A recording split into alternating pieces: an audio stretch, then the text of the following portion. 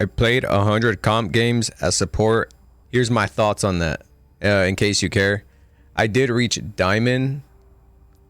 How can I show that? Right there. I did reach diamond. Man, I didn't take a picture of my placement match. Look at that. Just barely qualified. I actually lost my 100th game, so I almost lost my diamond ranking immediately. But I wrote a list of things down that I noticed, and I want to talk about it during my 100 games of ranked. Mostly a support.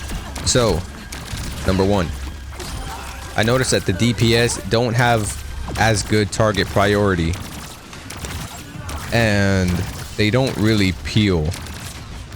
The more glaring issue that I noticed was Tracer.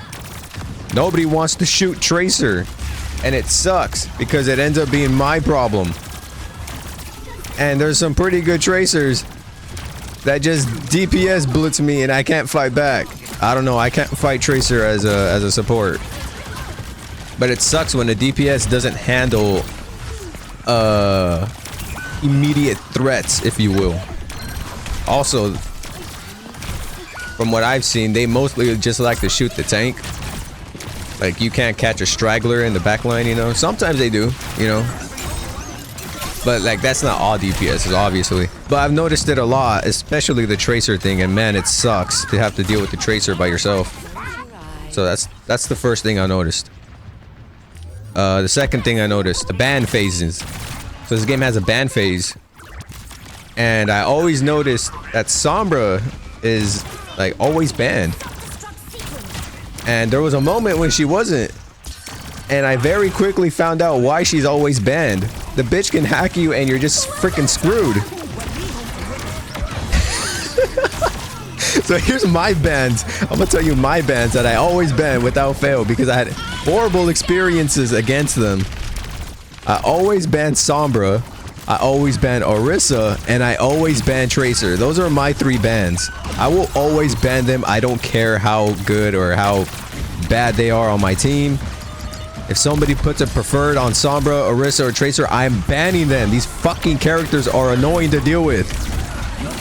Sombra can hack the shit out of you and you're just dead. Orisa's got immortality when she's in her orange form. Especially if she has her orange health. Or her golden form, should I say. If she's in her golden form and she has a bunch of her orange health, bro, she's not gonna die. Like, at all. Her health will not go down. And Tracer is just so annoying because my team doesn't like to focus her. They don't like to shoot Tracers. They just let her backline and she gets to exist, and it's so annoying. That's another thing I noticed. The third thing I noticed was the whole uphill and expected in ranked. I think that shit is dumb as hell, personally. There was plenty of matches where we were expected to win, but we got, like, destroyed that game, you know? And then you just end up losing more points. It's like, what the hell? And there was plenty of uphill battles where it's like, whoa, they didn't even put up a fight. And then you just get more points. I don't know. I feel like they got to remove the whole uphill and expected part of ranked. It doesn't really feel fair because they're expecting people to just consistently play as good as they did in their last game. But more often than not, that's not the case. I've seen it way too often where it's like, we were expected to win that, but everybody on my team is not putting up numbers. Myself included. I don't know. I don't like that. I don't like the uphill and expected shit. That thing pissed me off out of from my 100 games. The number 4 thing that I noticed is that your tank, because there's only one tank in this game, your tank really makes or breaks the entire game. If you have a bad tank, you will just straight up lose the game. A bad DPS can be worked through. A bad support can be worked through. But a bad tank? Nah, dog. You just lose. It sucks. If there's a tank diff, it's gonna be way harder to try to get a win than it would be if there was a DPS diff or a support diff. You gotta have a good tank, bro. That's something I noticed too. The 5th thing I noticed Orisa, Tracer, and Anaran at times, all right, at times feel unkillable. Now, maybe they just got good cooldowns or good, like they're managing their cooldowns really well. And, you know, props to them for that, you know, good shit. But man, bro, like I said, the Orisa thing earlier, when she's in her golden form and she's got more than like half of her orange health, bro, she's not gonna die. And she just feels so like, she puts so much pressure on you too. She can push you back with her spinny arm.